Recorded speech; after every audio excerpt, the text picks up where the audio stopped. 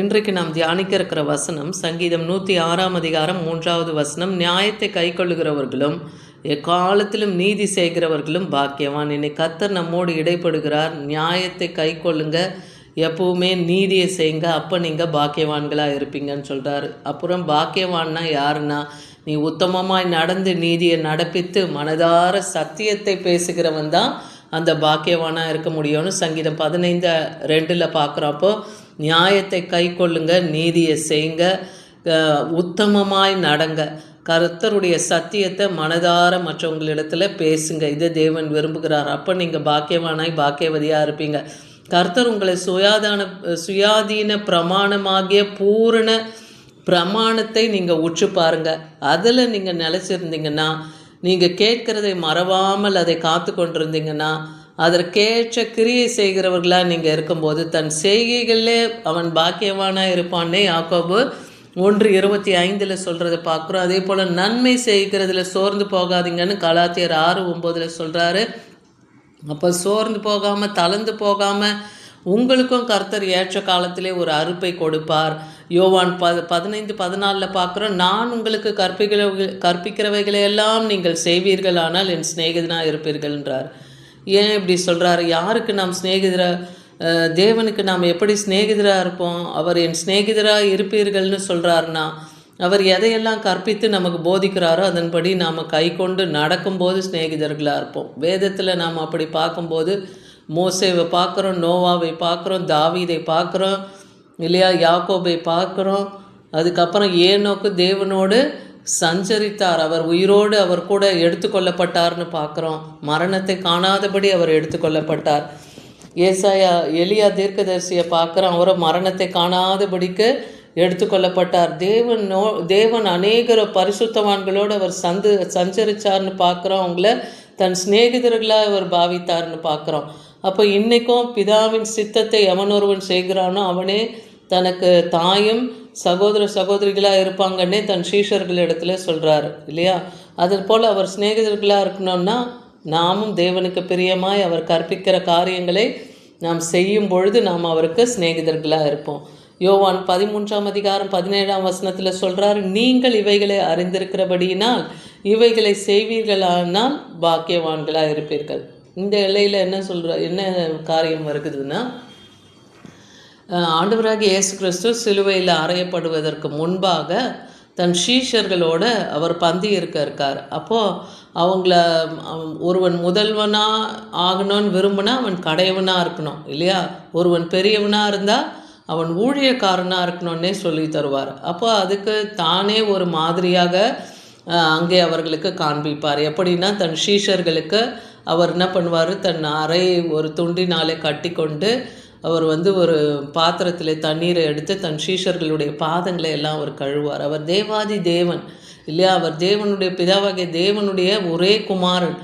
அவர் வல்லமில்ல தேவன், மகிமை நிறைந்த அப்படிப்பட்ட தேவனே தன்னை தாழ்த்தி தன் சீஷர்களின் பாதங்களை கழுவுகிறார். அவர் தன் சீஷத்துவத்தை அவங்க சீஷர்களுக்கு அவர் இதன் மூலமாகவே கற்றுக் கொடுக்கறத பார்க்குறோம். அப்போ ஒருவன் பெரியவனாக இருக்கணும்னா அவன் கடையவனாகவும், முதல்வனாக இருக்கணும்னா அவன் ஊழியக்காரனமாக வேலை செய்கிறவனாக கர்த்தருக்கு பணி செய்கிறவனாக இருக்கணும். இதை நீங்கள் அறிந்து கொள்ளும்படியாய் இவைகளை செய்வீர்களானால் நீங்களும் பாக்கியவான்களாக இருப்பீர்கள்னே சொல்கிறார். வெளிப்படுத்தல் 22:14 பார்க்குறோம். ஜீவ விருட்சத்தின் அதிகாரம் உள்ளவர்கள் ஆவதற்கு வாசல்கள் வழியாக நகரத்துக்குள் பிரவேசிப்பதற்கும் அவருடைய கற்பனைகளின்படி செய்கிறவன் பாக்கியவான். நித்திய ஜீவனிலே நாம் காணப்படணும்.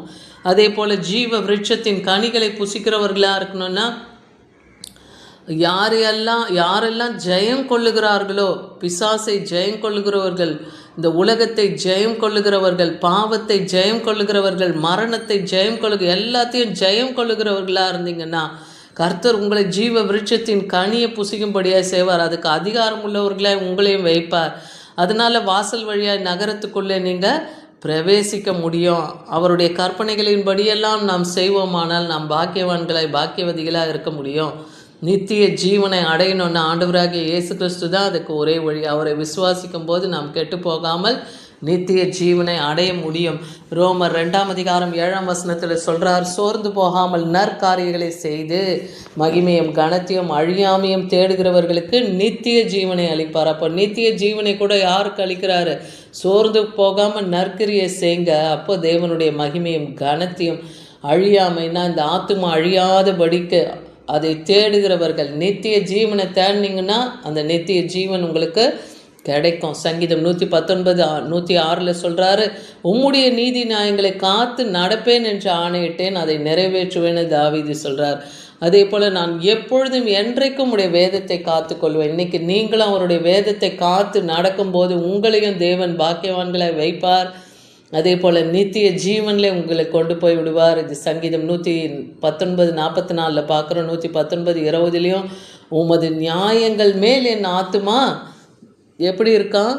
எப்பொழுதுமே எக்காலம் வைத்திருக்கிற வாஞ்சையினாலே தோய்ந்து போகிறது. நியாயங்கள் மேல் என் ஆத்துமா, அதாவது அவர் தாவீது சொல்கிறார், என் ஆத்துமா எக்காலம் வைத்திருக்கிற வாஞ்சையினாலே தோய்ந்து போகிறது.